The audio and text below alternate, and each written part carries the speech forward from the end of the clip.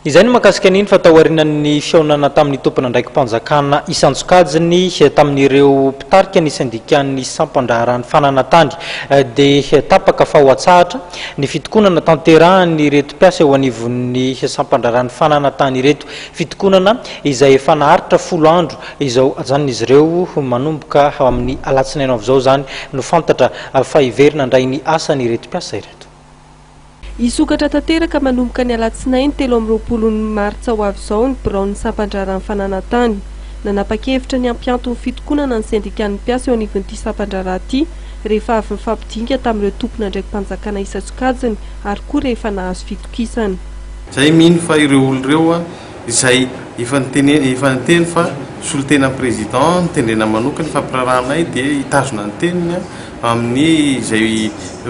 fampanantenana mahakasika ny suspension zay ka no ny anton'izay zay mahita hoe miroso ny fampiresahana ao anatin'izay zay koa mba tompona andraikitra ihany mitsinjo ny vahoaka malagasy rehetra samy tia firenena toy ny anton'izay nanapaka ny teknisiana rehetrarehetra ny syndicat telotota fa iverina iasa manomboka amin'ny latsinainy mianto aloha tsy indrindra tsara mianto aloha ny fitakina mandritran'izay fa raha misy tsy fanajana zany fampirarana zay natao dia miverina tsy misy fepetra ny fitokonana eto anivon'ny sampandraharany fananatany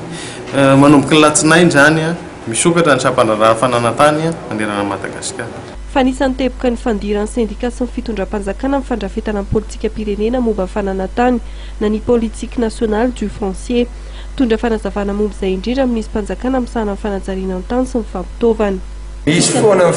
fanatonana le politique foncière io lazaiko teo iny atao tsy misy atao zany ny vinavila atao daholo rehetrarehetra mitetezana ny faritra araka izay azo atao satria ny manana koa tsy ho ampy dia angalana ny hevitry ny petsaka indray izy zao mpiara-miasa za zao na mihevitra anankiray hafa hoe sao dia mba tokony vanana zao le izy izany koa ireo mpiara-nantoka rehetrarehetra toy izany koa mpiara-miasa rehetrarehetra dia mifandinika fa efa mamarana azy zany amin'izao fotoana izao amin'ny politika fa izy tsy maintsy aroso satria fantatritsika fa lasa sakana eto amin'ny firenena isaky miresaka an'io dia tsy mamisy hoe mety tokoa le foncier zao fa sakana be le resaka fananatany dia zay zany diadavana hevitra angalana ny hevitry ny be sy ny maro arak'izay azo atao fa tsy maintsy tokosa aloha fotoana hoe milampak-hevitra amin'izay. Ny volana May 2024 izao no heverina fa atolotra ny antenimera-pirenena amin'ny volavolan-dalàna mifehy ny politika pirenena momba ny fananatany.